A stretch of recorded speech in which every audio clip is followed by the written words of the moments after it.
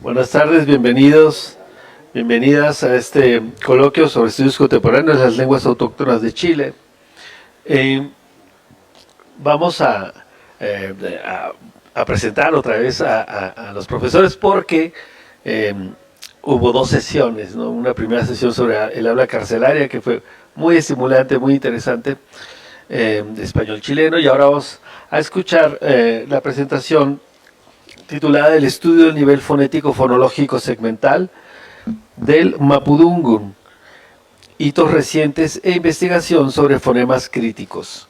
Sí, entonces les presento al doctor Mauricio Figueroa Candia y al doctor Gastón Salamanca. Ellos son de la Universidad de Concepción en Chile, son profesores de tiempo completo, doctores, también por la Universidad de Chile. Bueno, tuvieron su primera formación ahí al menos. El doctor Mauricio además estudió en la London School of University College de Londres, perdón. Y bueno, ahora van a darnos esta presentación y habrá algún momento para preguntas, ¿sí? Al final. Entonces tienen la palabra. Muchas gracias, bienvenidos. Un aplauso, por favor, para ellos.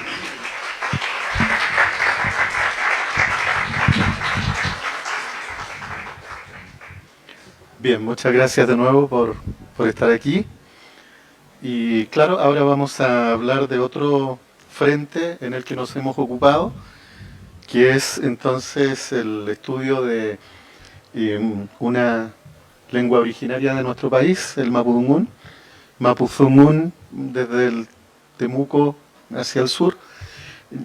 Personalmente estoy más familiarizado con el habla mapuche o mapudungún de la zona, digamos, más norte de habla mapuche en general, y por eso yo pronuncio mapudungún, a diferencia de lo que ocurre desde Temuco hacia el sur, donde es más común mapuzungún. ¿Ya? Estos sonidos están en una suerte de variación libre en el caso de la lengua mapuche. ¿Ya? Bueno, aquí en este caso les pido, en lo que a mí respecta, particular atención en lo que voy a exponer, porque no traje ahí diapos. Entonces, y en ese entendido, digamos, tal como aparece acá, la presentación respecto de la cual vamos a referirnos hoy es el estudio del nivel fonético fonológico segmental del Mapudungun, hitos recientes e investigación sobre fonemas críticos. En lo que a mí respecta, esta presentación contiene una versión resumida y ligeramente modificada de la que presenté como plenarista en el Congreso de Alfal 2025. Una consideración inicial. No me complica señalar que muy probablemente habría otros colegas que tendrían tanta o mayor idoneidad que quien les habla para referirse a los hitos recientes en el estudio de la fonética y fonología segmental del Mapudungún. Sin embargo, no es menos cierto que en la Universidad de Concepción, nuestra alma mater, por lo menos en mi caso desde pregrado, magíster y doctorado, la ofensa o la definición operacional de inbreeding es a quien les habla, a diferencia de Mauricio, digamos, que su pregrado, su magíster, uno de sus magíster lo hizo en la Universidad de Concepción, pero él también, digamos, tal como ya lo dijo, estudió en el extranjero también. Pero trabajamos actualmente ambos en la Universidad de Concepción. Entonces, sin embargo, no es menos cierto que en la Universidad de Concepción existe una importante tradición en el estudio de las lenguas originarias, tradición que iniciara en su momento el doctor Max Echeverría, con su descripción fonológica del mapuche actual, de Echeverría del 64, y que continuara de manera destacada el doctor Adalberto Salas Santana. Ambos, digamos, tuve el privilegio de que fueran mis profesores. En este contexto hemos procurado afianzar y en lo posible ampliar esta tradición que se, digamos, desplegó ahí en la Universidad de Concepción con estos dos colegas, que digamos, en su momento estudiante yo de ellos, y en algún momento llegué a ser colega de ellos, abriendo nuevos espacios investigativos. En efecto, en el plano de la continuidad, hemos realizado una cantidad importante de trabajos sobre la fonía segmental del Mapudungún, especialmente en la zona de Alto Biobío, que es un sector cordillerano cercano a Concepción, digamos 3 horas. Chile es muy angosto, yo vivo en la costa, Concepción está muy cerca de la costa, pero a 3 horas ya estamos en la cordillera de los Andes, digamos. Entonces, una zona ahí es el Alto Biobío, y ahí hay emplazamientos pehuenche, que es un subgrupo mapuche, digamos. Entonces, en el plano de la ampliación de los estudios respecto de los trabajos realizados por Echeverría y Salas, hemos trabajado afianzando el trabajo con el Mapudungún allí en Alto Biobío, y en el plano de la ampliación de este trabajo, desde el año 1990, hemos desarrollado un trabajo pionero sobre el romané, la lengua de los gitanos, hablado en nuestro país. Tenía por ahí unos videitos de una conferencia que dimos en Ciesas sobre, digamos, la comparación de la vitalidad del Mapudungún con el romané, pero, digamos, no queremos poner en aprietos aquí el aspecto técnico, entonces lo dejamos pendiente porque con gusto volveremos. No, entonces, es una broma. Entonces, en el plano de la ampliación, desde el año 90 hemos desarrollado un trabajo pionero sobre el romaní hablado en nuestro país, y últimamente hemos incursionado en el estudio del criollo haitiano hablado también en Chile, porque hay una inmigración haitiana importante en nuestro país de un tiempo acá, 2016 por ahí, hasta la fecha. Y antes de eso, nosotros solo por los libros sabíamos que existen las denominadas lenguas criollas. Pero ahora con la migración haitiana, el criollo haitiano, digamos, es una lengua que también podemos estudiar, y que una tesista doctoral hace como no más de un mes atrás se doctoró precisamente con esta temática. Bien, pero lo que nos ocupa hoy es el Mapudungún. Con respecto a los hitos recientes, cabe señalar que aquí, recientes, debe entenderse fundamentalmente como producidos después de 2010 en adelante, y que tomamos como punto de referencia el trabajo de Echeverría 1964.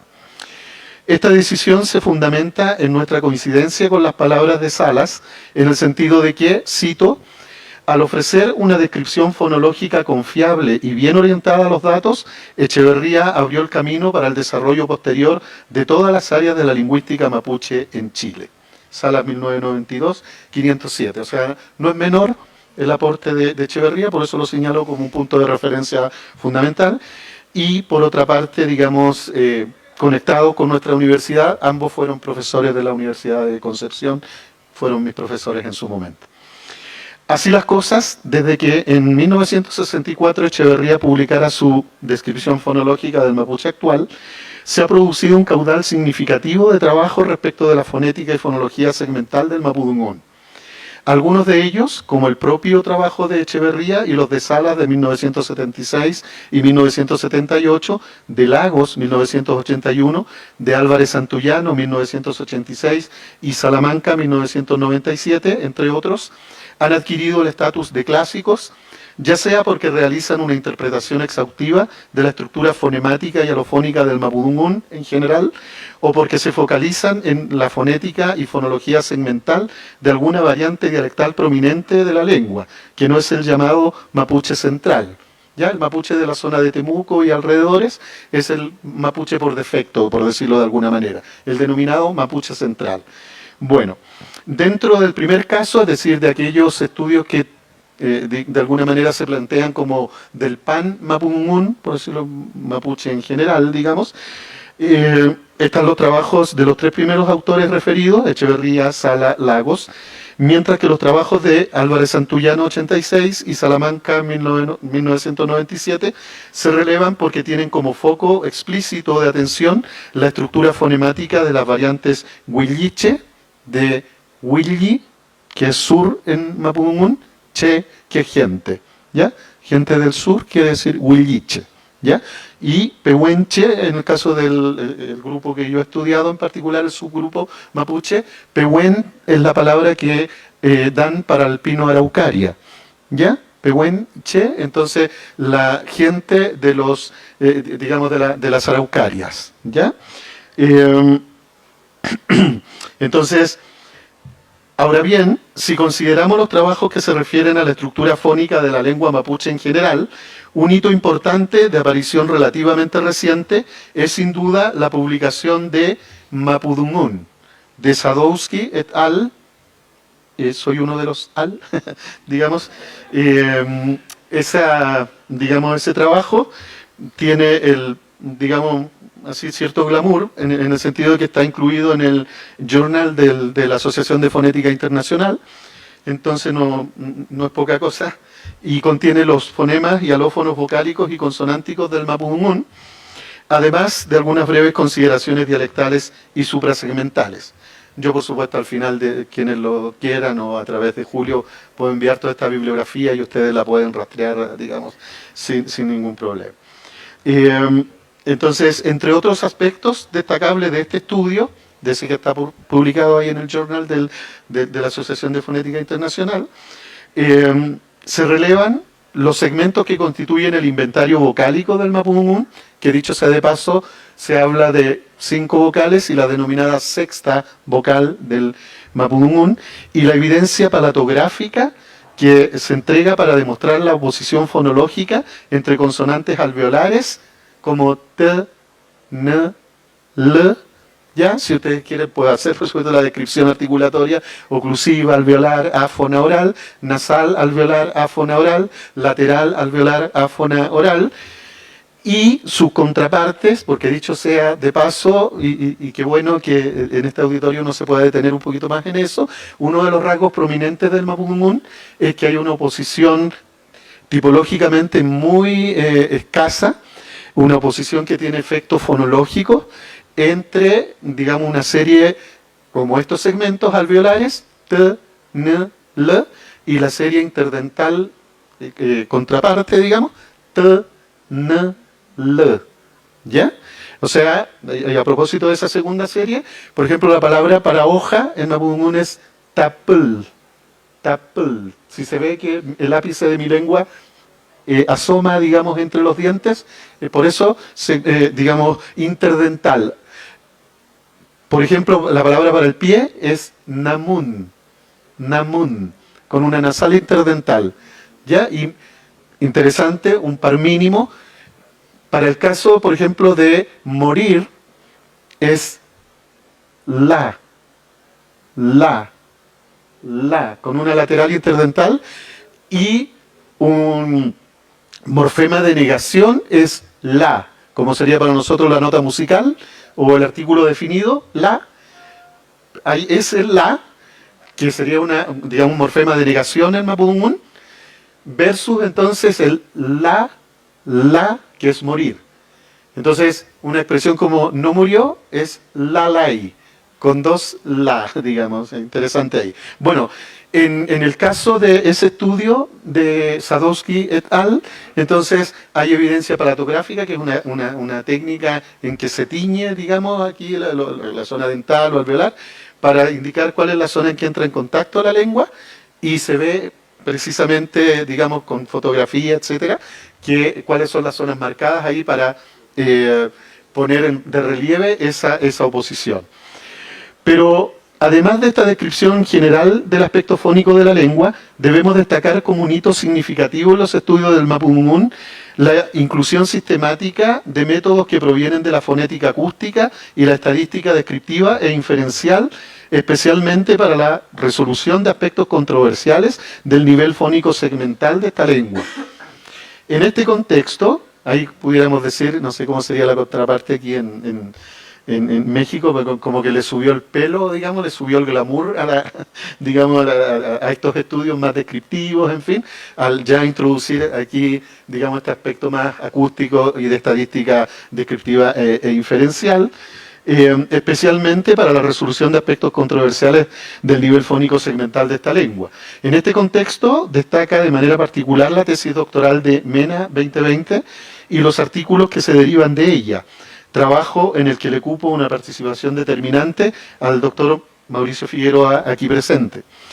En efecto, desde que Alvar et al. 1997 utilizara la espectrografía para dar cuenta de la sexta vocal del mapudungún, se han producido trabajos relevantes que han utilizado esta herramienta para analizar aspectos de las vocales y consonantes de esta lengua. Entre otros, Miotti 2005, Catalán 2012, Fasola et al. 2015, Fuentes y Salamanca 2016, Sotobarba et al. 2016, Enríquez y Fuentes 2018, Figueroa et al. 2019 y el propio trabajo de Sadowski et al. 2013. Por cierto, ese trabajo de Sadowski también. Sin embargo, dos aspectos que a mi juicio hacen del trabajo de Mena un hito de especial relevancia es que, junto con emplear la fonética acústica para pronunciarse respecto de la alofonía de la sexta vocal, y la vigencia de los segmentos interdentales t, n, l, se utiliza la estadística descriptiva e inferencial y se evalúa la pertinencia de ciertos parámetros acústicos para diferenciar entre fonemas consonánticos. En particular, entonces, ch y tr. Pues dicho sea de paso, la serie de africadas en mapudungún tiene dos fonemas, hay dos fonemas en esa serie.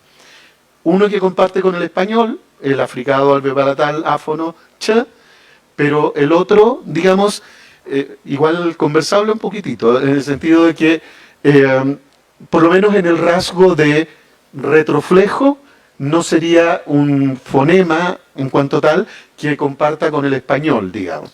Cuando mucho en el español lo que se ha dicho es que hay el opuesto sonoro de che, es decir, y, pero también hoy por hoy conversable si y es el elemento prominente con estatus fonológico. Pero el mapudungún tiene dos fonemas en la serie africada. El alveolatal ch y el retroflejo tr. Por ejemplo, la palabra... Ayer entiendo que hubo truenos, entonces, que yo ahí estaba tan encerrado, en fin, que no lo sentí tanto, pero mi colega estaba en un segundo piso y con vista inmediatamente hacia afuera, entonces me decía que fue un temporal de aquellos. Entonces, en mapudungún la palabra para trueno, entonces, es tralcan. Esa tr es la que digo, la africada retrofleja. Tr, ¿ya? Entonces, bueno, el punto es que uno de los focos del estudio de Mena 2020 es la pertinencia de ciertos parámetros acústicos para diferenciar entre estos fonemas consonánticos que en principio suenan bastante similares. Ch, tr, ¿ya? Con lo cual no solo se aporta a los estudios del mapudungún, sino que de la fonética en general. Este tema es la fonética, digamos, qué parámetros acústicos aplican para diferenciar ciertos segmentos. Nuevamente, nuestro colega Mauricio tuvo aquí un rol central en orientar a Daniela en los focos de interés y la manera de analizarlos. En un contexto más general, relevo en este punto el aporte que significó para nuestra área de lingüística la incorporación del doctor Figueroa, quien precisamente es el académico que ha permitido dar este, que yo estimo, salto desde los análisis tradicionales, herederos de la tradición establecida por Echeverría y por Salas, y entre los que me cuento, a mucha honra, y que afortunadamente no se han abandonado del todo, a aquellos estudios entonces ya más cuantitativos, ¿ya? Lo que yo llamaría un 2.0 en el abordaje del estudio de las lenguas originarias de nuestro país. Por otra parte, junto con la inclusión de la fonética acústica y la estadística, estimamos que se debe relevar el hecho de que muchos estudios de la última década incluyen la cuantificación de las unidades segmentales, ya sea para seleccionar formas básicas de fonemas, establecer distinciones dialectales, dar cuenta de la influencia de la fonología segmental del español en el mapudungún, o establecer comparaciones desde el punto de vista tipológico. Las descripciones clásicas del mapudungún contaban frecuentemente solo con la lista de fonemas y sus variantes alofónicas y en los contextos donde aparecían estas variantes alofónicas. Luego su fonotaxis, ¿verdad? La combinación de las unidades fonológicas y algún que otro dato de tipo suprasegmental, en el sentido de si el acento es fonémico o no, que en el caso del mapudungún no es un acento fonológico. pero no había una cuantificación de los segmentos alofónicos, digamos. Entonces, no se sabía muy bien en ese sentido, digamos, cuánto peso tenían los alófonos en ese, digamos, en ese cuadro de asignarlos a un fonema determinado. Con respecto al primer tópico, si bien una descripción fonológica que incluye muchos, digamos, focos, por supuesto, pero entre otros, uno de ellos es, eventualmente, asignar alófonos a fonemas. El peso que tiene cada uno de dichos alófonos cuando ocurren en variación libre es una información que habitualmente no se contiene en ellas. Y este es el caso de las descripciones clásicas del mapudungún, en las cuales, por ejemplo, hay coincidencia en asignar los segmentos fricativo labiodental áfono y fricativo labiodental sonoro v a un mismo fonema. ¿Ya? Ahí las descripciones todas coinciden. Lo mismo que asignar el alófono fricativo, digamos, interdental áfono th y fricativo interdental sonoro d a un mismo fonema. ¿Ya? Cosa, digamos, que no es así en inglés, ¿verdad? Por lo pronto. Y en el caso del español de Chile, es distinto, digamos, que duda cabe, fino y vino. ¿Ya? En mapudungún, folil y volil es la misma referencia, es raíz. ¿Ya? Puede hacer una distinción diatópica, en el sentido de que si usted entrevista a alguien del norte, le va a decir, y yo digo folil, le va a decir, usted Peñi viene de más al sur, porque nosotros aquí decimos volil. ¿Ya? Pero en términos de lo que gatilla como referencia, tributan al mismo fonema, digamos. Sin embargo, surge como una duda razonable preguntarse por el peso específico de cada uno de ellos, porque evidentemente tiene alcances distintos, una diferencia porcentual de 55% versus 45%, y que una diferencia de 90 versus un 10%, por lo menos a nivel dialectal, digamos. Un punto de inflexión en este sentido lo constituyen los trabajos de Jiménez 2014 y Toro 2014, quienes cuantifican la alofonía en variación libre en la zona de Alto Biobío. De ahí en adelante, las descripciones fonológicas realizadas en distintos sectores, por ejemplo, Sánchez 2015, Pérez 2017, Saldivia y Salamanca 2020, incorporan la cuantificación alofónica en variación libre para hacer más precisa la comparación entre distintos sectores geográficos e ir dando mayor definición a las simetrías y asimetrías desde un punto de vista dialectal. En este contexto, un trabajo que se puede señalar como un hito prominente es el de Urrea y Salamanca 2021. Esto porque en dicho trabajo los autores, junto con describir un sector hasta el momento no abordado como en forma focal por la literatura, la zona de Icalma, mediante la cuantificación de la alofonía en variación libre, trazan lo que denominan un perfil fonético-fonológico del cordón cordillerano de habla mapuche-pehuenche. Y con ello establecer que el mapudungún cordillerano no es una entidad homogénea, ¿ya?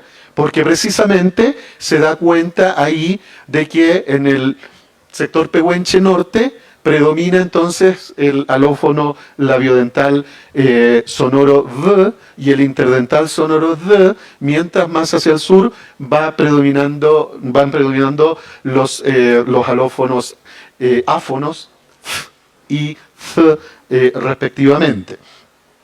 Con ello entonces establecen que el mapudungún cordillerano no es una entidad homogénea, sino que se presentan simetrías y asimetrías relevantes en el eje norte-sur.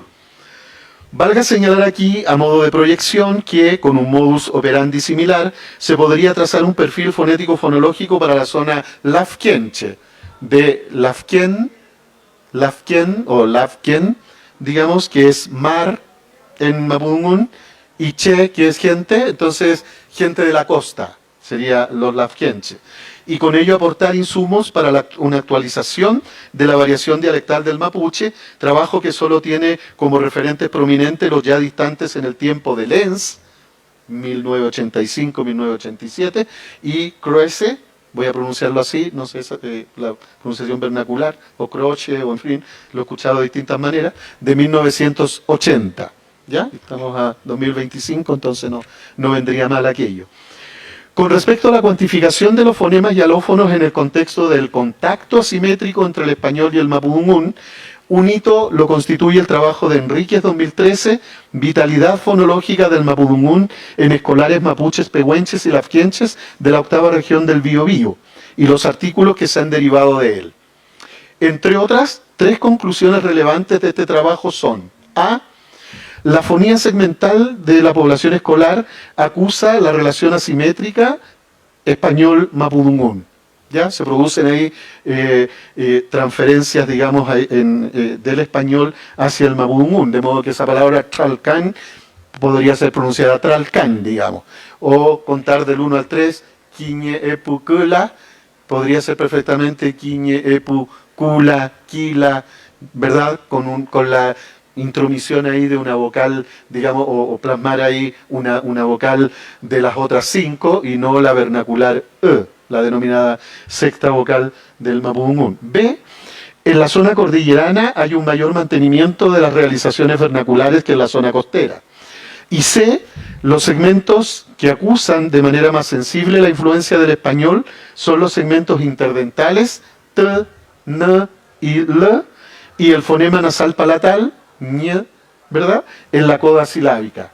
Porque dicho sea de paso, otro, digamos, aspecto donde podemos comparar ahí el mapudungún con el español es que, bueno, ambas lenguas tienen esta nasal palatal, pero en el caso del mapudungún, en términos fonotácticos, la nasal palatal puede ocurrir en coda silábica, ¿ya? Lo que no ocurre en español, por cierto. O sea, en mapudungún, palabra, por ejemplo, para manta es macuñ, macuñ, ¿verdad? Y en cambio, ¿verdad? En ese sentido, en el caso del español, y bueno, en un habla precisamente que pudiéramos denominar más castellanizada, pudiera ser perfectamente macún, digamos, la forma de decirla. La palabra para el cóndor, en términos de su articulación vernacular, sería mañique, mañique, mañique, ¿ya? Si lo quieren con una ñ al final de la primera sílaba, ¿ya? Entonces, eso por supuesto, evidentemente, fue en esos niños, digamos, donde se aprecia el contacto fuerte con el español, ocurría más frecuentemente manque, digamos.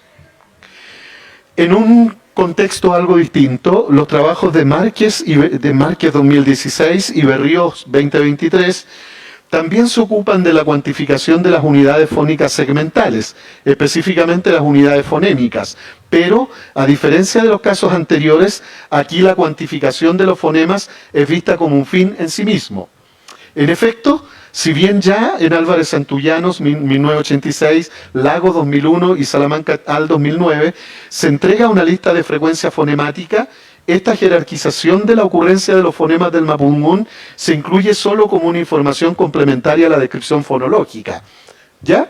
O sea, cuantificar los fonemas se entregaba como un dato, digamos, ya que tenemos palabras o listas léxicas o tenemos datos, contemos los fonemas.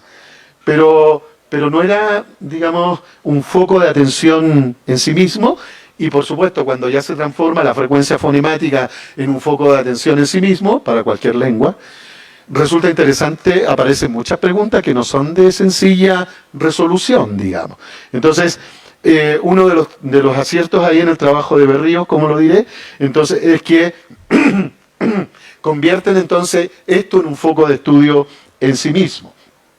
Entonces, como digo, si bien en los trabajos que acabo de decir existía una entrega de datos acerca de la frecuencia fonemática, no era un foco de atención, sino que un dato anexo, complementario, digamos que sin duda era ancilar al foco, que eran los fonemas y alófonos, ya sea de la variante o del mapudungún en general. En los trabajos de Márquez y Berríos, en cambio, el foco de atención es la frecuencia de los fonemas. Ahora, si bien el trabajo de Márquez tiene el mérito no menor de instalar la frecuencia fonemática del mapudungún como un foco investigativo prominente, el trabajo de Berríos se erige, a nuestro juicio, como un hito en los estudios de la fonía segmental del mapudungún por las siguientes razones. A.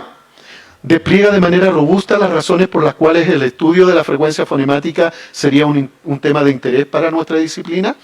B. explicita de manera clara y detallada los aspectos metodológicos que se deberían tener presentes al momento de realizar un estudio de esta naturaleza. C.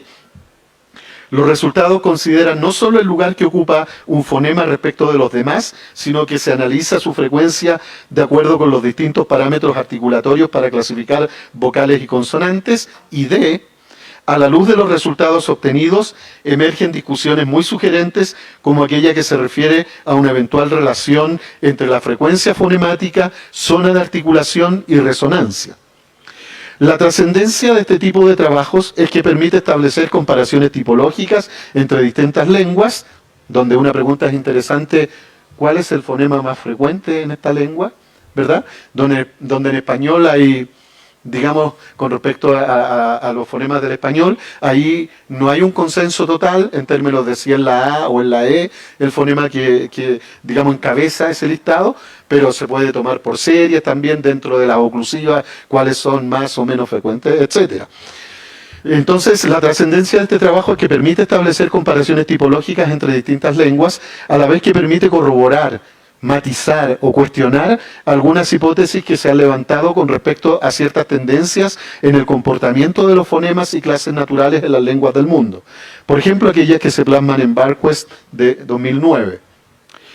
Otro hito prominente en el estudio de la fonética y fonología segmental del mapudungún es la investigación que lleva a cabo desde 2021 el equipo liderado por la doctora Pilar Vivar, que estuvo hace poco acá en un congreso sobre adquisición en lenguas originarias, y que tiene como foco de atención la adquisición del mapudungún. Igual, digamos, de respeto, así porque, digamos, trabajar con niños no es cosa sencilla, digamos. Entonces, ¿verdad? Si ya lo es en nuestra lengua materna, digamos, trabajarlo en lenguas originarias es un desafío de aquellos, como se diría en argentino, digamos. Esta incursión es claramente un aporte al conocimiento del nivel fonético-fonológico segmental, si se considera que el proceso de adquisición se ha documentado en un número muy pequeño de lenguas y que este panorama es aún más precario si se consideran las lenguas indoamericanas. Además, esta investigación realizará una contribución tipológica relevante al, cito, establecer si hay correlación entre los universales lingüísticos de la adquisición y las características particulares del mapudungún, incluyendo desplazamientos o pérdidas de sonidos en el habla adulta. Cierro la cita, tal como plasma Vivar 2024 en un trabajo de reciente aparición. Pero bueno, la doctora Vivar estuvo hace muy poco tiempo acá, entonces puede que el reporte que haya dado en su momento esté evidentemente incluso más, digamos, más actualizado que lo que acabo de decir, que ya 2024 es bastante cercano de todas maneras. A los hitos ya señalados cabe añadir los trabajos que recientemente se comienzan a producir en el dominio de la percepción del mapudungún. En este contexto, cabe relevar como un antecedente pionero el acercamiento a esta temática por parte de Painequeo 2014, quien a través de pruebas de aceptabilidad examina el estatus fonético-fonológico de los segmentos interdentales T, N, L. Bueno, como verán ustedes, estos son de los segmentos que la literatura los ha focalizado y Mauricio se va a referir como uno de los tópicos a ellos también. Y del fono fricativo postalveolar sh, ¿ya? Entonces él, por ejemplo, hacía escuchar, él es hablante nativo de mapudungún, el peñi, digamos, Héctor Painequeo, que dicho sea de paso hizo su maestría acá en Ciesas, y le hacía escuchar, por ejemplo, y les decía, por ejemplo, en mapudungún la palabra para cuerno, para cacho, ¿ya? Es mta. Mta, no sé si se me ve, voy a exagerar. Mta, la lengua se ve, ¿verdad? Mta. Entonces, y él les decía, ya, ¿qué tal si yo digo mta? Digamos, los otros peñes les dicen, sí, peñe, bien, se escucha bien. Entonces, y si yo digo mta, se entiende, pero no es como, no es el mapuche, por decirlo de alguna manera. ¿Sí? Entonces ya, evidentemente, digamos, se establecía una diferencia por lo pronto, digamos. Entonces, en ese contexto, ahí hubo como por decirlo de una proto acercamiento a estos estudios sobre percepción. Mena refuerza la necesidad de, cito, realizar estudios de percepción para determinar si los hablantes del mapudungún distinguen auditivamente este contraste en todos los modos articulatorios. Específicamente, esta oposición que ya para ustedes va a quedar afirme entre t, n y l versus t, n, l. Interdental la primera serie, no interdental la segunda. En este contexto, en la actualidad, la doctora C, o sea, digamos, en camino a doctorarse, ¿verdad? Ya habiendo pasado la etapa de haber rendido sus exámenes o su proyecto de tesis, habiéndolo aprobado, pero no habiendo concluido su tesis todavía, Javiera Dinamarca desarrolla su investigación vigencia de los segmentos inestables del mapudungún hablado en Alto Biobío. Los segmentos que ella considera son la sexta vocal, e, la serie n, l, t, la palatal lateral y y la nasal velar n, analizada desde la percepción de los hablantes. Y esa tesis incluye una prueba del tipo ABX, que ya esto refina, por cierto, el acercamiento a la percepción, porque se crean enunciados del tipo, entonces, ta y otros más, dos más ta, y hacer escucharle al colaborador cuál es el diferente o cuáles de los dos son iguales, o en fin, para discriminar si se distingue entre un ta y un ta. ¿Ya? Por ejemplo. Muy bien, pues entonces incluye la aplicación de una prueba de percepción ABX inédita en los estudios del mapudungún. Sin duda, el trabajo de Dinamarca constituye un hito que aportará información fundamental para comprender más cabalmente el proceso de discriminación fonémica en esta lengua. En una línea similar, voy concluyendo, falta poquito. En una línea similar, esto es de investigadores jóvenes que se ocupan en la actualidad del nivel fonético-fonológico segmental del mapudungún, cabe relevar el estudio en curso de la doctora C también, Paulina Urrea Ancanao, de 2023, sobre los llamados fonoestilemas y reduplicaciones en el mapudungún hablado en la zona de Alto Biobío. ¿Ya? En efecto, si bien existen trabajos precedentes que abordan estos tópicos, por ejemplo, Catrileo 1986, Díaz Fernández 2007, para el estudio de los fonoestilemas, incluso la doctora Esther Herrera del Colmex tiene una pequeña incursión ahí respecto del mapudungún precisamente.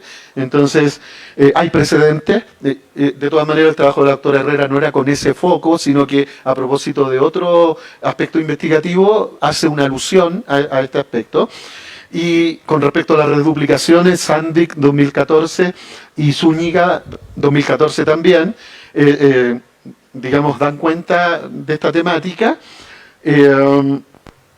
Uno de los méritos del estudio en curso de Urrea Ancanao, que tiene su apellido, es un apellido mapuche, ella tiene su familia mapuche hablante, eso nos congratula mucho, digamos que son los propios hablantes los que también en este tiempo están, digamos, llevando a cabo el estudio de sus niveles formales más altos de especialización académica en su propia lengua, digamos, o sea, como foco de estudio de su propia lengua.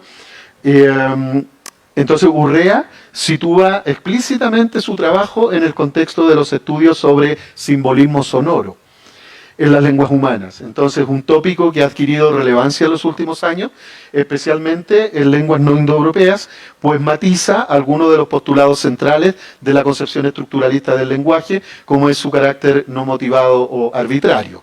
¿Ya? Una misma colega que estaba en el Colmex ayer, Verónica Reyes, entonces hizo un trabajo ahí en ese sentido bien importante en este ámbito. Y bueno, establecer ahí conexión fue bastante positivo.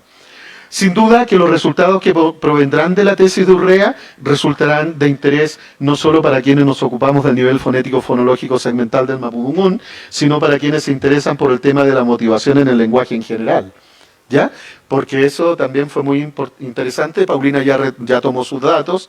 Entonces, también se corroboraron algunas cosas que estaban en la literatura y que incluso son coordenadas que se postulan para las lenguas en general, como el hecho de la palatalización, como un fenómeno, digamos, un proceso muy recurrente para indexar, digamos, afectividad positiva en este caso.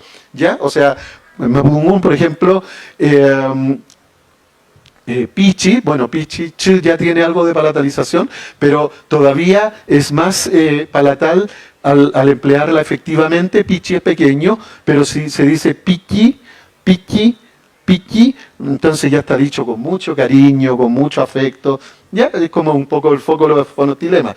Pero descubrimos a la vez de la conversación de Paulina con los colaboradores, que también fue, digamos, tipo entrevista semi-estructurada, o sea, no fue solo entrevista, porque, como digo, nuestra idea siempre es tratar de equilibrar el hecho de que una entrevista pura y dura muchas veces puede llevar a no encontrar nada de lo que andamos buscando, digamos, que tampoco sería la idea. Entonces, pero tampoco tan controlada como una lista léxica pura y dura que sea de una rigidez, que dé una artificialidad a la, digamos, la sesión de toma de datos que tampoco nos gusta, digamos. Entonces, pero ahí se produjo una adecuada combinación, bueno, ella también pertenecía a la comunidad, todo se tributa positivamente, pero descubrimos que había también unos fenómenos muy interesantes en las vocales, como por ejemplo la labialización, como también un aspecto de indexación de afectividad positiva. Por ejemplo, entonces, junto con ese pichi, pichi, una forma ya más todavía afectiva de decirlo era pichi, pichi. Pichi malien, ¿ya? Pichi.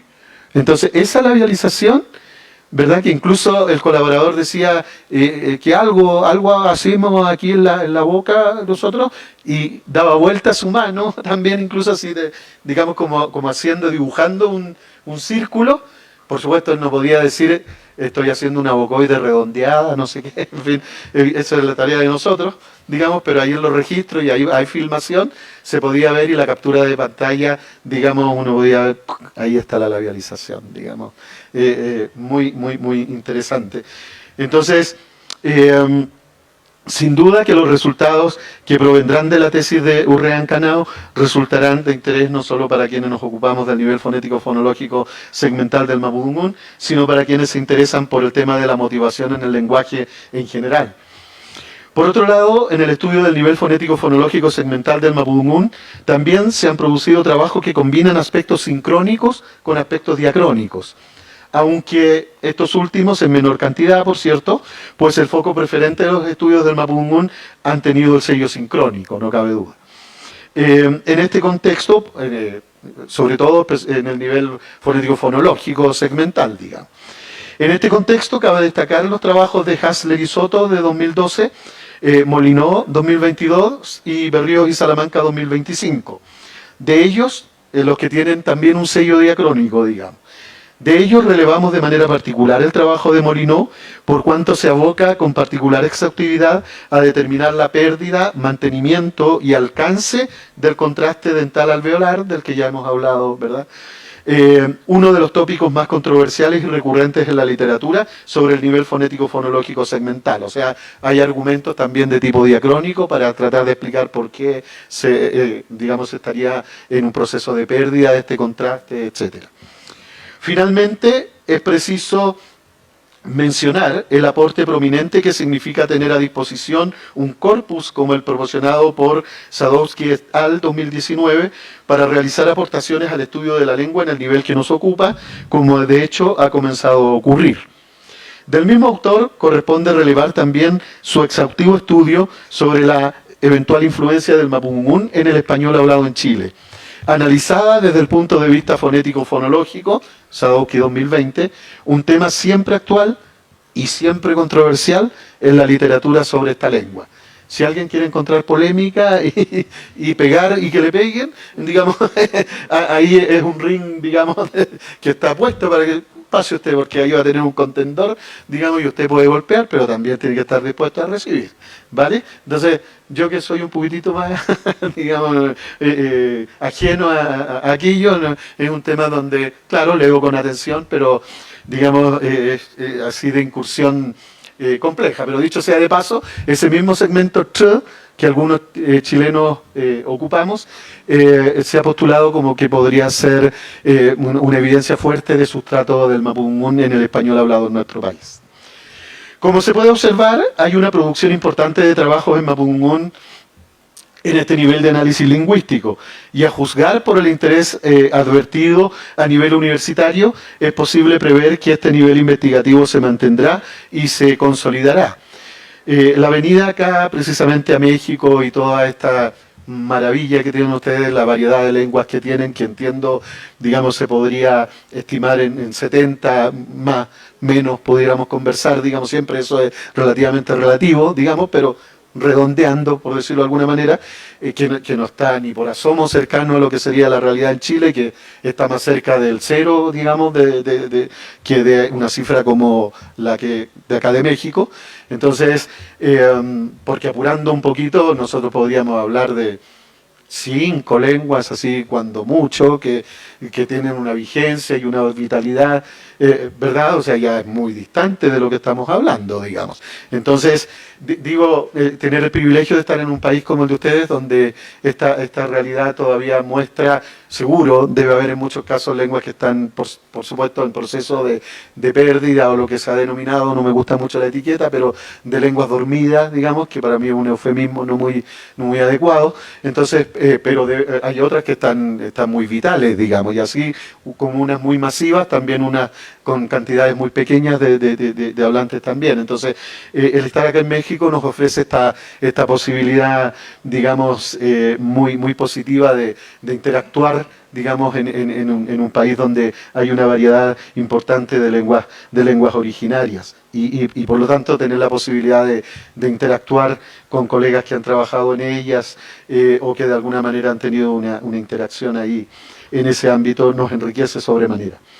A continuación, nuestro colega Mauricio se referirá a algunos trabajos que han sido realizados desde este que llamo enfoque 2.0, que tiene un énfasis más acústico y cuantitativo, lo segundo en particular, digamos, en este sentido del 2.0, y en el estudio de lenguas originarias presentes en Chile, en este caso del mapudungún. También Mauricio venía preparado para ayer en el Colmex eventualmente hablar del cahuéscar, una lengua fueguina, una lengua del sur, del sur austral de Chile, una de las lenguas más australes del mundo, pero no se dio, y en ese caso también él gustosamente va a volver entonces a hablar sobre el cahuéscar, así como yo podría hablar del rumani.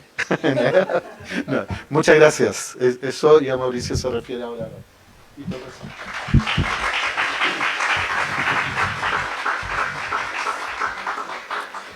Bien, hola de nuevo, buenas tardes. ¿Cuántas y cuántos de ustedes estuvieron en la primera charla hoy día? ¿Pueden levantar su mano, por favor? Ah, como la mitad. Vale. Entonces, porque hay una parte de coincidencia, entonces, bueno, pero como hay otra mitad que no, vamos a tener que algunas cosas repetirlas. Y ahí los que sí estuvieron le ayudan a los que no estuvieron. Mira, esto significa esto, porque vamos a ir un poco más rápido. Bueno, el mapudungún tiene montones de cosas interesantes, ¿no es cierto? Cuando decimos tipológicamente, queremos decir porque son cosas que en el contexto de las lenguas del mundo tal vez no son tan comunes. Tiene algunas cosas tipológicamente interesantes, como las que ha mencionado mi colega, la sexta vocal, o las interdentales versus las alveolares son algunas de las más famosas. Y acá vamos a ver un estudio bastante detallado sobre este problema de la sexta vocal. Y lo de la sexta hay que repetirlo. ¿Por qué queremos decir con sexta? Y es básicamente que el mapudungún tiene entonces una cantidad de vocales parecida a la del castellano, pero una más. En este trabajo, este fue parte de la tesis doctoral de Daniela Mena, que está ahí nombrada, que fue guiada por el doctor Salamanca, y en esta tesis yo también realicé una colaboración fuerte, y entonces había que mencionar también a Daniela Mena, que no es la misma Constanza Lara de la mañana, que ya la dejamos tranquila que descansar, porque hizo muchas. Bueno, así que vamos a hablar de la sexta vocal. Algunos contextos primero sobre cómo funciona el mapudungún en este sentido. En la literatura especializada, desde hace mucho tiempo, hay un consenso sobre que el mapudungún tiene 6 vocales. 6 vocales contrastivas con estatus fonológico, y ahí están nombradas I, E, A, O, U. Son las 5 vocales que reconocemos en español, más otra que tengo destacada con otro colorcito allí. Y el símbolo que yo elegí para representar la I no da lo mismo, pero no voy a hablar de eso todavía. Así que no me tiren tomates todavía si es que quieren hacerlo. Entonces tiene 6 vocales contrastivas.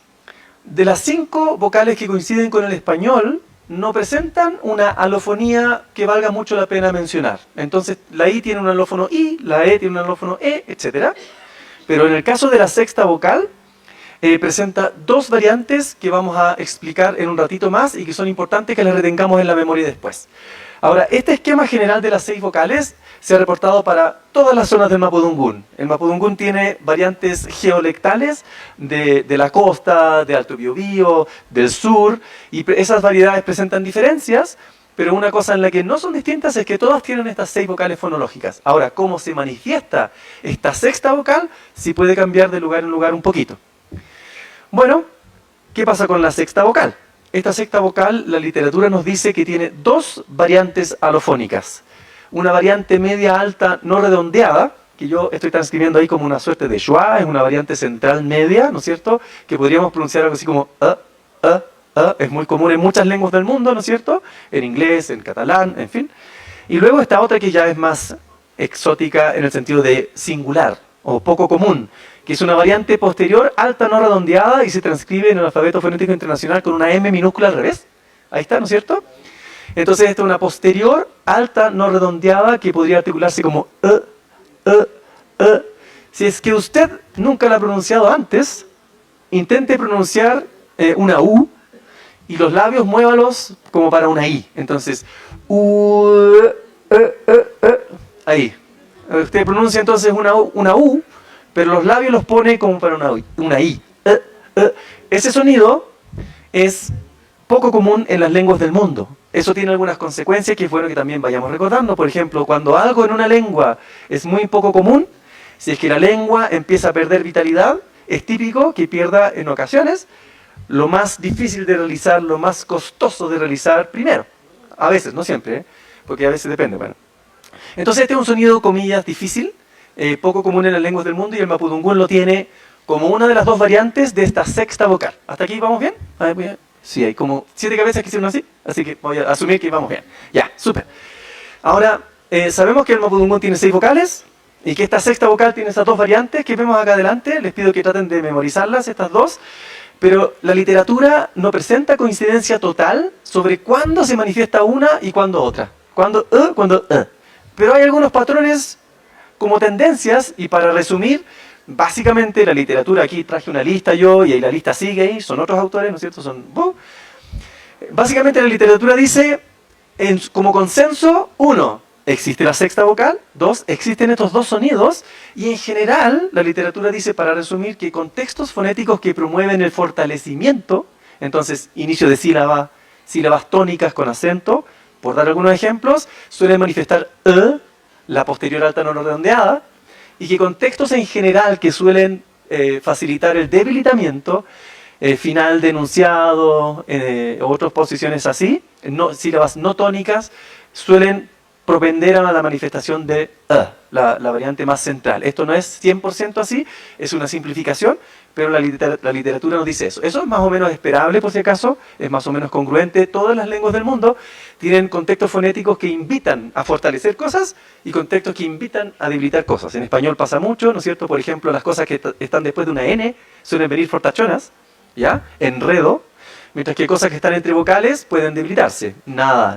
lo, ¿ya? Es muy típico y ahí están descritos estos contextos para las lenguas del mundo. Bueno, entonces, ¿qué es lo que vamos a hacer nosotros acá? Sucede que, además de que la literatura no está 100% de acuerdo en cuándo aparece un sonido y cuándo el otro, además, no existe tanta claridad sobre cuál de los 2 sonidos está más vigente y en qué lugares. ¿Será que se está perdiendo uno o no? ¿Será que los 2 siguen completamente vigentes o no? ¿Será incluso que ninguno de los 2 está vigente y que ya tenemos que hablar de 5 vocales mapudungún en vez de 6? Y nuestro estudio tiene que ver con resolver ese tipo de preguntas para una comunidad que es más bien cordillerana. ¿Ya? En el caso de Chile, entonces, está en el este, hacia la cordillera. Y aquí está, entonces, la suerte de pregunta general. A pesar del consenso sobre la existencia de 6 vocales fonológicas, no existe un conocimiento completo sobre qué explica la alofonía cuando se manifiesta una o la otra. ¿Cuál de los dos sonidos debería ser el mejor representante del fonema? Ni tampoco del estatus actual de los dos alófonos. Entonces, por ejemplo, aquí les coloco unas preguntas y ocupé las barras oblicuas, ¿no es cierto?, para fonemas. ¿Cómo deberíamos representar este sonido en esta variedad del mapudungún? No sabemos. No lo sabemos porque no sabemos cuál es más común, si las dos aparecen o no. Y entonces, aquí está lo que tengo que leer así casi contractualmente en voz alta para que no me equivoque. El presente estudio se propone, primero, describir las propiedades acústicas del sistema vocálico del mapudungún hablado en Alto Biobío, y en segundo lugar, determinar si la información acústica sobre la secta vocal justifica su estatus fonológico, eso en un fonema, ¿no? Además de 2 alófonos separados. ¿O será que es uno nomás ahora? Ya lo veremos. La curiosidad los come ahí, sé que están así como, ¡ah! Sí, por favor, Mauricio, continúa. Ya.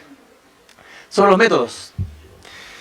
Acá se trabajó con 5 hombres y 5 mujeres, todas las personas son bilingües de mapudungún español, pero las personas eran hablantes todas nativas de mapudungún, entonces lo adquirieron en su infancia, no era aprendizaje tardío. Pero también hablan español, entiendo que con distintos grados de dominio, pero todas las personas son bilingües, todas tenían entre 41 y 65 años y son de distintas localidades de la zona de Alto Biobío, que es una de las zonas en las que se clasifica los tipos de mapudungún.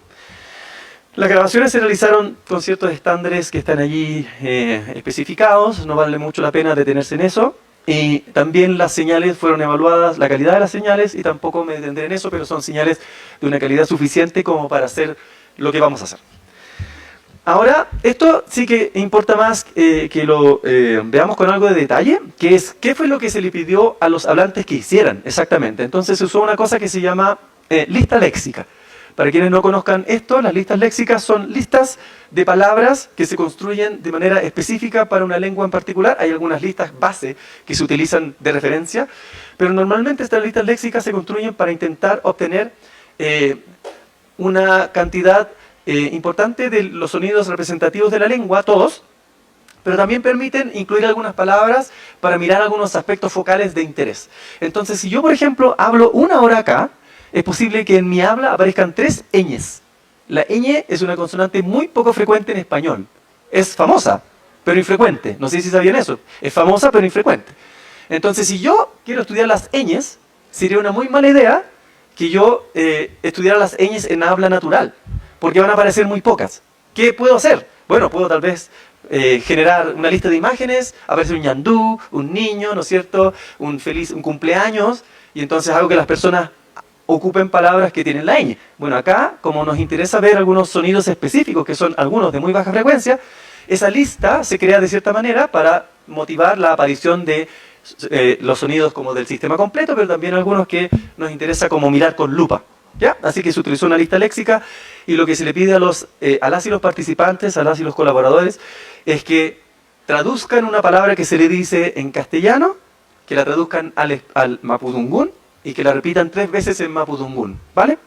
Bueno, las señales fueron analizadas, ¿no es cierto? En las señales se identificaron entonces dónde están todas las vocales, y aquí viene otro punto crítico, del que también necesito que esto, como los alófonos de la secta vocal, esto lo retengan en su memoria.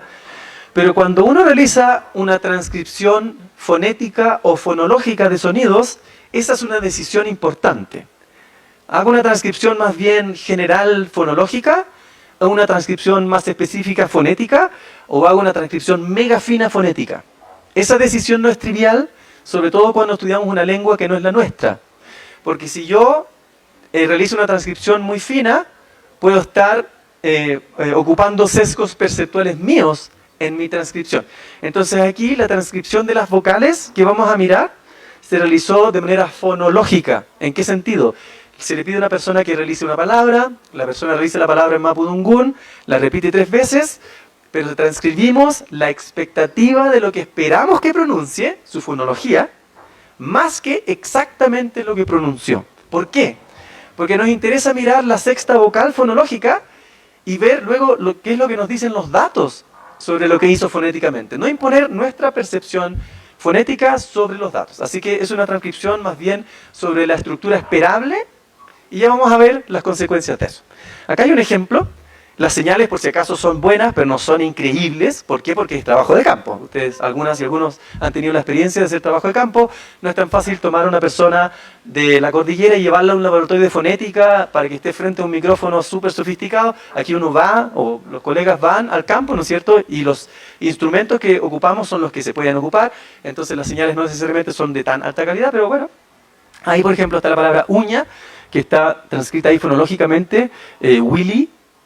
No sé cuál es la acentuación específicamente, y acá entonces las vocales en el tercer estrato están individualizadas. Hay una I y hay otra I, ¿no es cierto? Y hay más información que está codificada ahí sobre esa señal. ¿Qué es lo que nos interesa en este estudio? Las vocales. Entonces, en el tercer estrato están identificadas las dos I. ¿Bien? Y otras cosas más. Este es un ejemplo cualquiera de una palabra en este caso. Esta parte me la voy a saltar un poquito, no voy a ir con mucho detalle, pero luego de cada vocal que se identificó en la señal, ¿no es cierto?, le tenemos que medir algo, ¿verdad? Y lo que le vamos a medir son unas mediciones que nos permiten determinar en qué posición, en qué lugar del aparato fonoarticulatorio se produjo la vocal. Entonces, en la sesión de la mañana hablamos un poquito de eso, se miden unas cosas que se llaman formantes, y se midió el formante 1, 2 y 3, y el formante 1 lo que busca capturar es información sobre en qué posición de altura está la vocal, alta, media, baja, por ejemplo, y luego el formante 2 busca capturar información acústica sobre en qué posición está la vocal, si es más anterior, central, posterior. Bien, entonces las mediciones que hacemos intentan capturar información sobre dónde se articuló una vocal en la cavidad oral, si más bien en qué punto, ¿no es cierto? Ustedes ya tuvieron, me imagino, el examen de fonética articulatoria 101, así que si les digo, ustedes saben que la vocal E, ¿no es cierto?, es anterior, media, no redondeada, o redondeada, no redondeada es. Ya lo saben, entonces podemos hablar en este lenguaje común, ¿no es cierto? O que la U, ¿no es cierto?, es alta, posterior, redondeada. Esas cosas son las que estamos midiendo con estos valores acústicos. Bueno, ¿y qué fue, Mauricio, qué fue lo que detectaron? Bueno, las vocales de estas personas realizaron más de 4.000 vocales, bien, entre las 6 vocales fonológicas, y ahí está el detalle por vocal. Bien, entonces, todas esas I, todas esas E, en fin, esos son los números solamente. Y no es tan importante en este caso detenernos en la asimetría de la cantidad de vocales, no importa mucho eso, lo que importa es que para cada vocal son hartas. Eso sí que es importante, entonces no es que para algunas haya muy poquitas, para todas son hartas. Hay algunas vocales más comunes que otras, pero esta es una lista léxica, entonces las palabras fueron intencionalmente seleccionadas, así que la cantidad de vocales por vocal no es particularmente interesante acá. Y aquí hay unos números que yo me voy a saltar, bla, bla, bla, bla, bla, porque quiero que miren esto. Este gráfico también hay que como que tatuárselo un poquito en la memoria por unos segundos. Entonces mírenlo, denle una vuelta. Acá tenemos un gráfico que se llama carta de vocales, o gráfico de vocales, o gráfico vocálico. Y lo que tenemos es que aquí en este gráfico se observan 6 categorías. En el gráfico hay unas escalas, ¿no es cierto? Dice F1 y dice F2. Esas son las dos variables acústicas que medimos para obtener información sobre F1, altura de la vocal, y F2, posición de la vocal.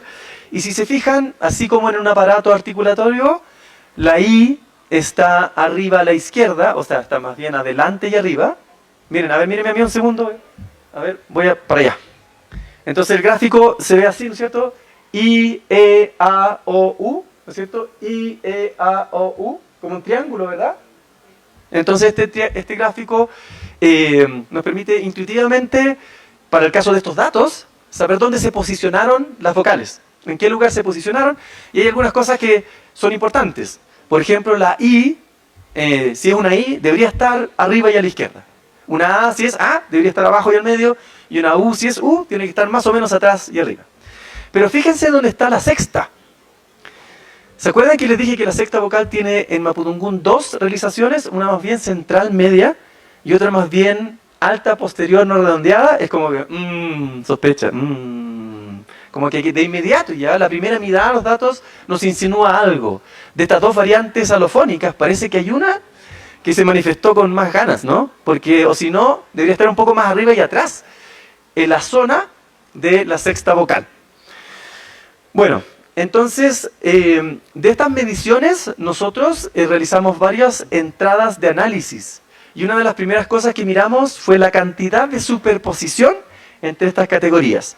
Miren de nuevo el gráfico que tienen adelante. Y, por ejemplo, la I con la A no se superponen nada, ¿no es cierto? Pero la E con la E, que es la sexta, se superponen bastante. Y la sexta vocal, que es la categoría que está más al medio, se superpone con muchas cosas, ¿verdad? Entonces esto nos da cierta señal de que parece que se trata de una vocal más bien centralizada en estos datos por lo menos. La manera de cuantificar la superposición requiere algunas explicaciones técnicas, pero ¡boom! Adiós con las explicaciones técnicas. Y acá está el resultado final. Entonces cuando cuantificamos el grado de traslapo de la sexta vocal con las demás, ahí hay unos números. Miremos solamente lo que dice Pillai Scores.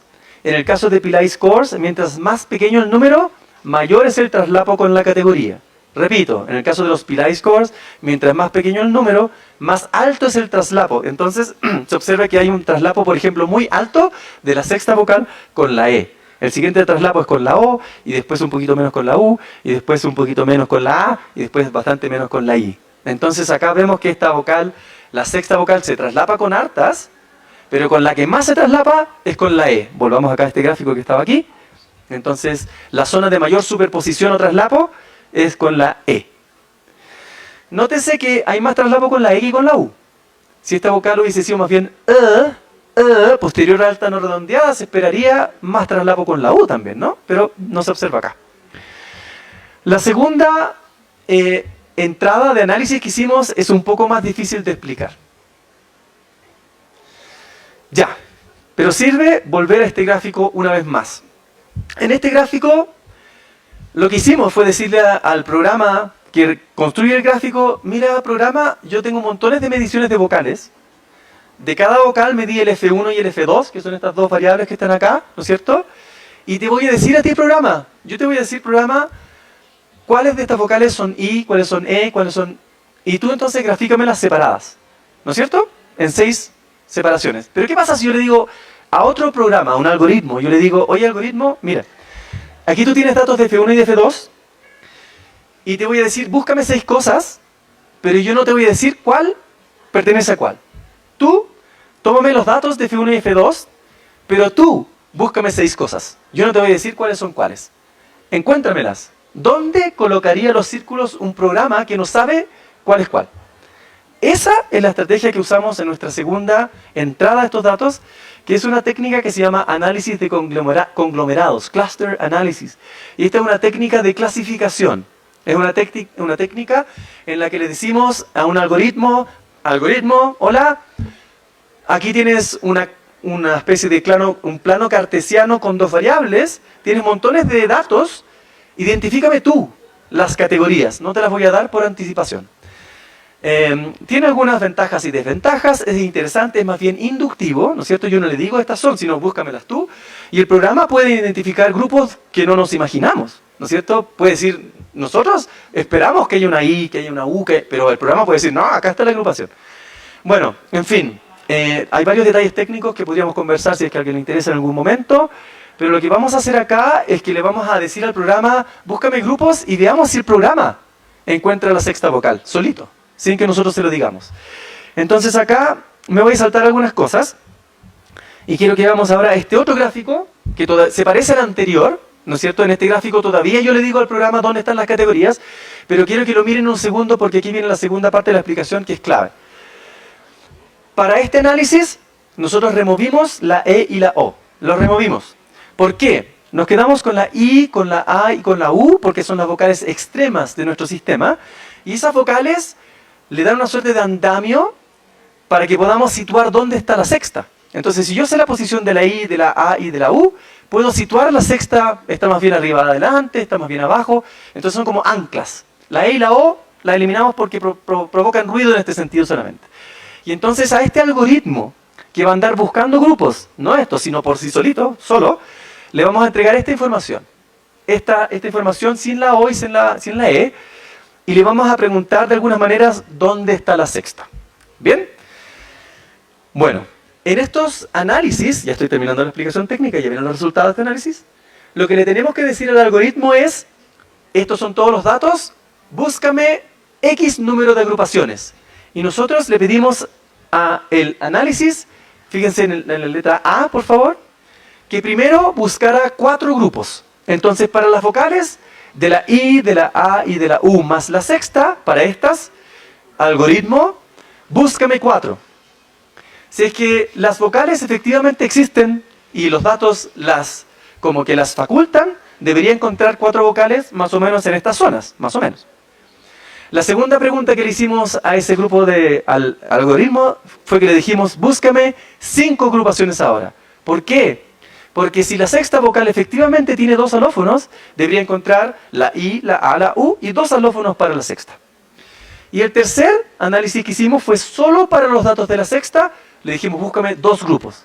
Porque si la sexta tiene 2 alófonos, debería encontrar 2 alófonos en las direcciones esperables. ¿Qué fue lo que pasó? Primer resultado. Fíjense en el gráfico del lado izquierdo. Este es el gráfico en el que le dijimos al algoritmo, yo solamente te voy a dar los datos de F1 y F2, búscame 4 grupos, que te vaya bien. Y eso fue lo que realizó el algoritmo. Encontró 4 grupos que son súper consistentes con la idea de 4 fonemas. Una I, una A, una U y una cosa central. ¿Verdad? Entonces cuando le pido que me busque 4, encontró eso. Yo no le digo dónde, el algoritmo lo identifica. Y este resultado es congruente con la idea de que parece que efectivamente existen 4 fonemas. ¿Sí? Eso ya lo habíamos visto acá, ¿no es cierto? ¿Está claro? Ya, parece que hay 4 fonemas. Pero ahora vamos con la pregunta más delicada. ¿Qué pasa si yo le digo al algoritmo, encuéntrame 5 cosas? ¿Dónde las encuentra? Y aquí está el resultado. No nos fue tan bien. Encuentra una cosa parecida a la I, encuentra una cosa parecida a la A en la zona verde 4, ¿no es cierto? La I de la azul. Encuentra una cosa como U, arriba a la derecha. Pero luego ese centro lo divide en 2 y esas 2 partes como que se traslapan, por ejemplo la parte 3 que está arriba al medio, se traslapa con la I, se traslapa con la U, ¿no es cierto? La variante central sería la 5, pero en ese caso el Mapudungun, al menos como está mirado en estos datos de acá, no sé si en esta zona, a ver, el mouse apareció por allá, ¿no? A ver, no, ahí está.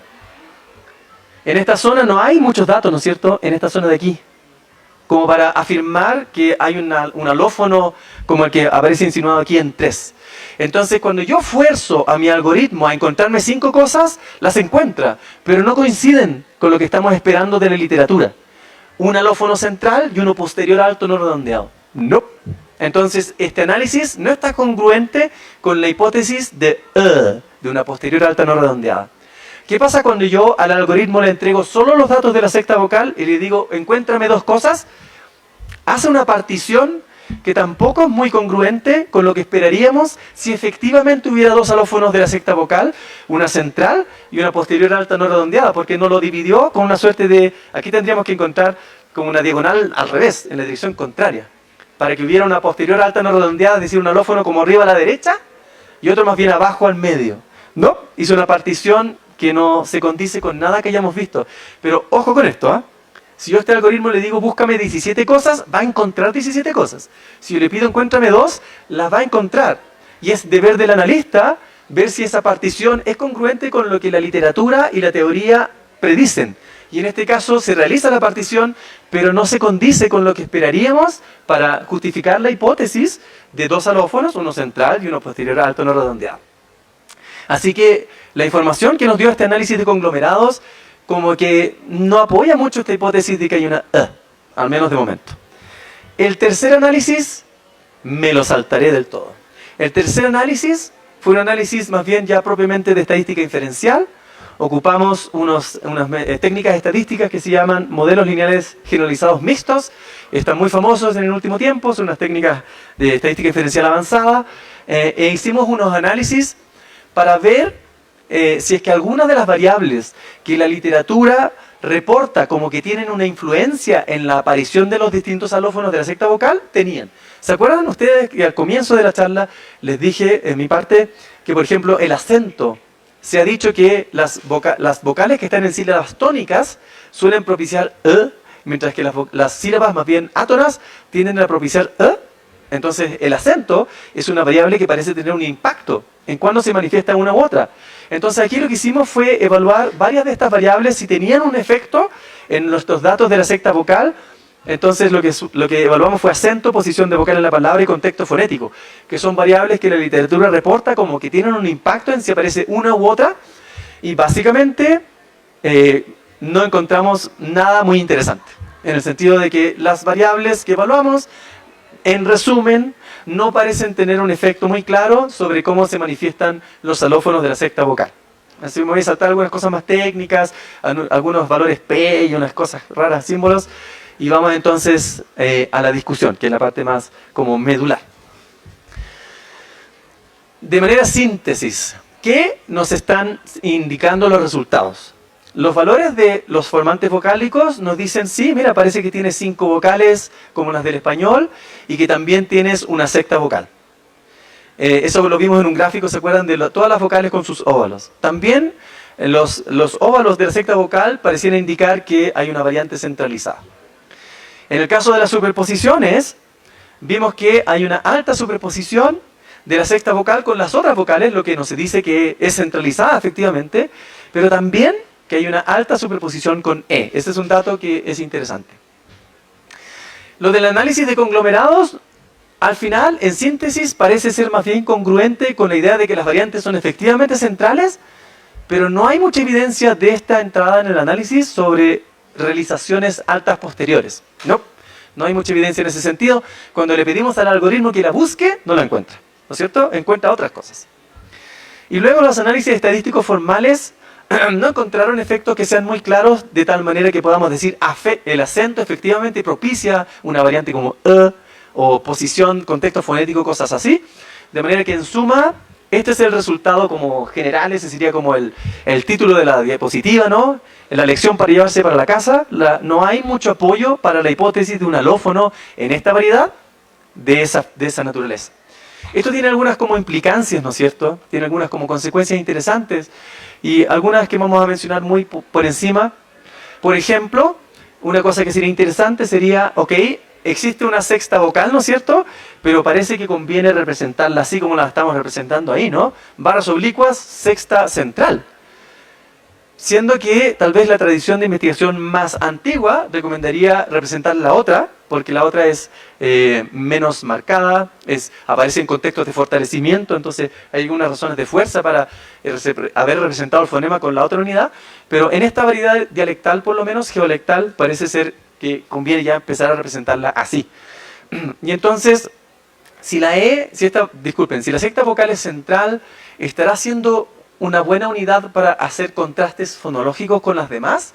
Sobre todo considerando su grado de traslapo, es una pregunta que esta investigación como que faculta, ¿no? Ahora toca ver, bueno, si aquí hay más variantes centrales, ¿qué tal es la calidad de esta secta vocal? ¿O será que también como sexta vocal presenta algún síntoma de, por ejemplo, pérdida de vitalidad? ¿Sí o no? No es alguna hipótesis que yo esté planteando acá, pero es una pregunta legítima.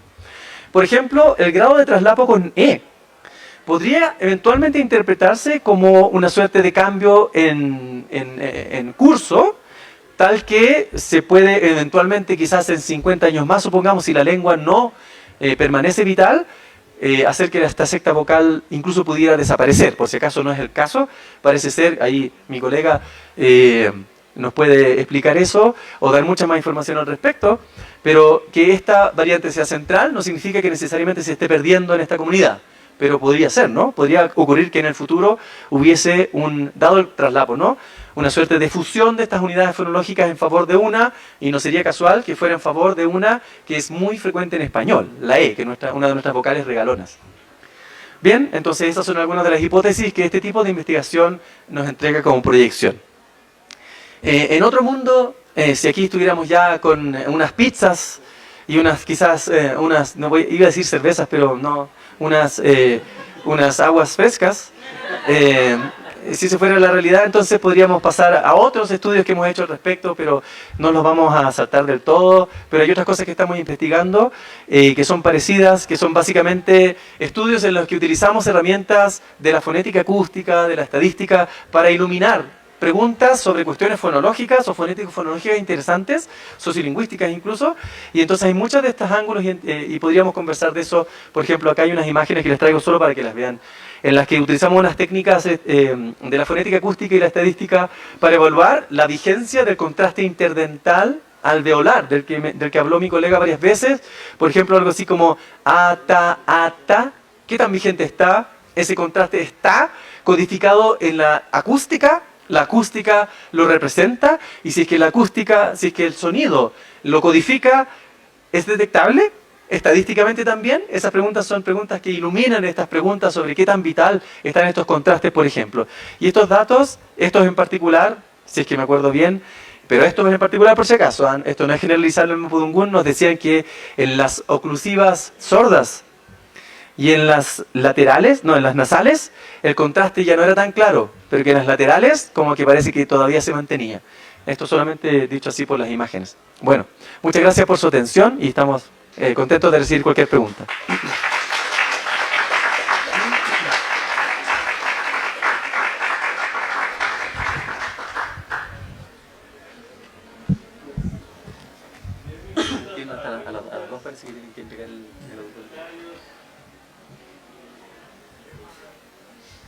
Bueno, yo sí tengo una.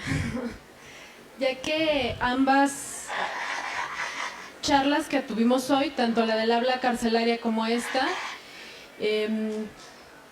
refieren a comunidades marginadas o en las que se piensa que el habla puede ser, pues, no de prestigio, ¿no? Como inferior o así, o sea, como que puede haber estas ideas.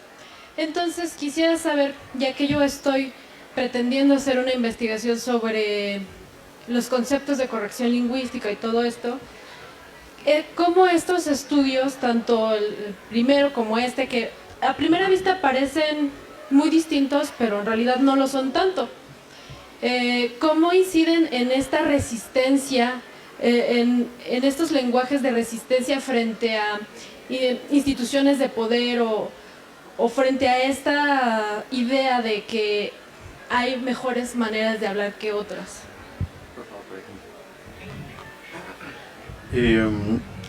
Bueno, precisamente la idea de visibilizarlos ya tributa al hecho de darle un estatus que tradicionalmente se le había dado solo a aquello que se estimaba prestigioso o estándar, digamos.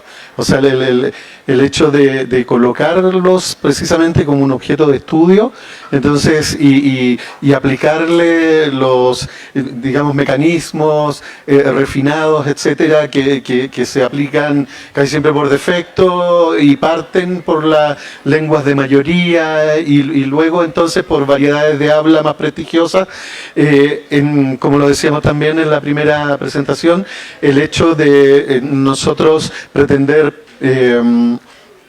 proponer un inventario inclusivo y actualizado es porque pensamos que esas variedades de habla tienen el mismo derecho a aparecer entonces en los libros, digamos, de estudio o, digamos, en ese caso ser al menos conocidas. O sea, saber que tienen tanto derecho a aparecer plasmadas, entonces con un cierto metalenguaje, con una forma, digamos, de referirse a ella, que se ha utilizado también para aquellas hablas que se estiman o más glamorosas o de más de mayoría o etcétera, entonces de más alcance. En ese sentido, como digo, la visibilización, la utilización de los mismos mecanismos que se han utilizado para acceder a otras hablas y por defecto las prestigiosas y llevar a este tipo de hablas también a aquello, nos parece que le da un estatus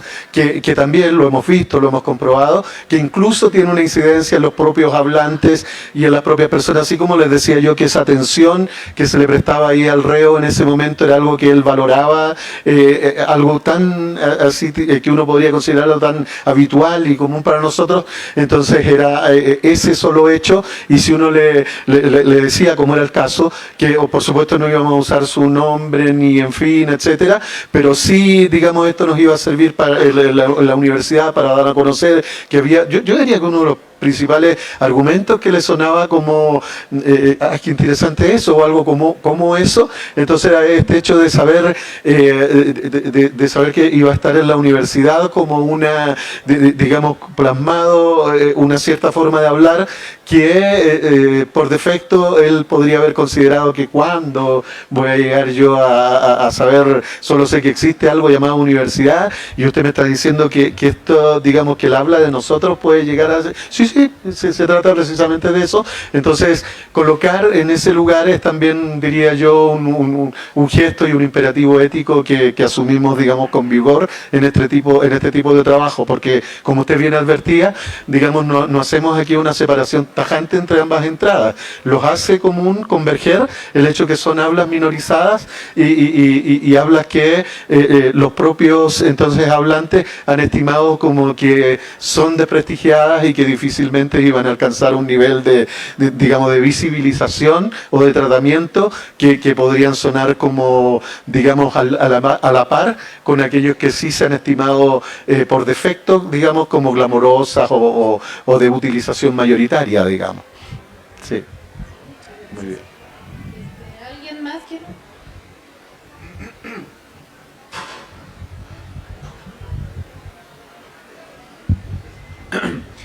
Y digamos, en base a los gráficos que tienen de la pronunciación de la fonología y fonética del mapudungún, en ciudades como, no sé, Rancagua, Chillán o la propia Concepción, si pudieran hacer una comparación con unos gráficos de las mismas fonética y fonología, ¿qué tan frecuente sería posible ver la diferencia entre Rancagua, en Chillán, en Concepción? Gracias. Puntos adicionales por conocer ciudades de nuestro país. Excelente. No, en el caso del castellano chileno es un poco inusual. Entonces, por ejemplo, en México, en Perú, en cualquier parte, en realidad, en el mismo España, si es que uno se desplaza geográficamente, es fácil encontrar diferencias claras. Y entonces uno puede, si conoce bien a su país, identificar a las personas por cómo hablan. Entonces, por ejemplo, el español de Buenos Aires y el de Córdoba son súper diferentes, ¿no es cierto? Ya. Pero Chile es un poquito inusual, en el sentido de que geográficamente hay muy poca variación. Hay, ciertamente, pero muy poca comparada con países como México. Entonces, por ejemplo, si yo tomo a personas de todas las ciudades que usted me nombró, y si yo tomo, por ejemplo, ya digamos a abogados, un abogado de cada de esas ciudades, de Rancagua, de Talca, de Chillán, de Concepción, y les pido, hábleme, y después alguien me muestra las grabaciones, me dice, identifica la ciudad, no tengo absoluta idea de dónde son, a menos que diga, bueno, vengo de Talca. Si no dice algo así, no tengo manera de saberlo por la pronunciación. Hay algunas palabras léxicas, ¿no es cierto?, que varían un poquitito, pero la pronunciación no me entrega eso. Entonces, si hiciéramos gráficos de las vocales, por ejemplo, para esas ciudades, mi intuición es que saldrían igualitos, muy parecidos entre sí. ¿Qué es lo que hace diferente? En español, específicamente, ahora, nivel socioeconómico, ahí se observan las diferencias grandes. Cantidad de estudios, esa es otra grande, distinción urbano-rural, bien, pero nótese que todas esas tienen que ver con algo así como nivel socioeconómico, se correlacionan con eso, con lo que llamamos estrato socioeconómico, nivel socioeconómico, con lo que antes, de manera políticamente incorrecta, llamaríamos clase social o estratificación, bien. Entonces, no, en el caso de español chileno, la expectativa, y se ha cumplido así, hemos hecho muchos estudios de todo Chile sobre cosas así, es sorprendentemente homogéneo en lo geográfico y sorprendentemente heterogéneo en lo sociocultural. ¿Ven? Esa es la respuesta que le puedo dar. Gracias.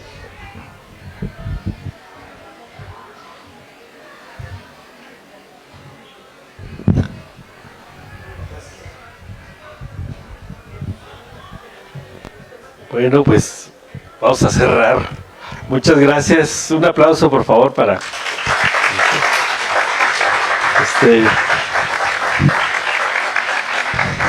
No sé si quieres dirigir unas palabras nada más de clausura.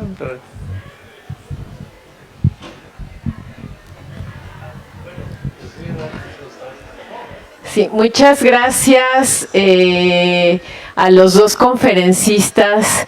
Creo que en esta mañana hemos aprendido mucho sobre fonética. Además, nos dieron una clase magistral de fonética que regularmente, bueno, yo lo asumo, al menos a mí, que me resulta mucho más difícil ese nivel de lengua. Me quedó súper claro todo. Agradecemos muchísimo que lo hayan hecho, que nos hayan compartido su trabajo y que lo hayan hecho de esta manera tan agradable, tan sencilla. Yo creo que nuestros estudiantes también tienen la misma impresión. Entonces, pues muchas gracias por compartirnos su trabajo. Y bueno, ahorita el doctor Julio les va a entregar sus constancias de las conferencias, y yo los quiero invitar a todos y todas a que nos acompañen con un pequeño gesto de parte de la coordinación de la línea de lingüística. Les trajimos unos pequeños bocadillos.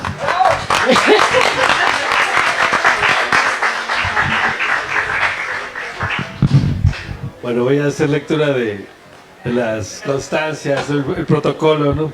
La licenciatura en Lingüística y el posgrado en Humanidades, línea en Lingüística, otorga la presente constancia al doctor Gastón F. Salamanca Gutiérrez por haber impartido la conferencia El estudio del nivel fonético fonológico segmental del Mapudungun, hitos recientes e investigación sobre fonemas críticos, en el coloquio Estudios Contemporáneos de las Lenguas Autóctonas de Chile, realizado el jueves 12 de junio de 2025. Muchas gracias. Pues muchas gracias a ustedes.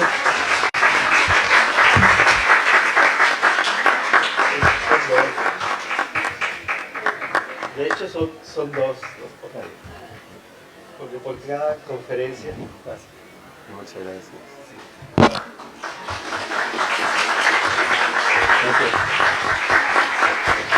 Muchas gracias. Y finalmente, en la licenciatura en Lingüística y el posgrado en Humanidades, línea lingüística, otorga la presente constancia al doctor Mauricio Figueroa Candia por haber impartido la conferencia El habla carcelaria en Chile, consideraciones generales y primeros resultados. El coloquio Estudios Contemporáneos de las Lenguas Autóctonas de Chile, realizado el jueves 12 de junio de 2025. Un aplauso.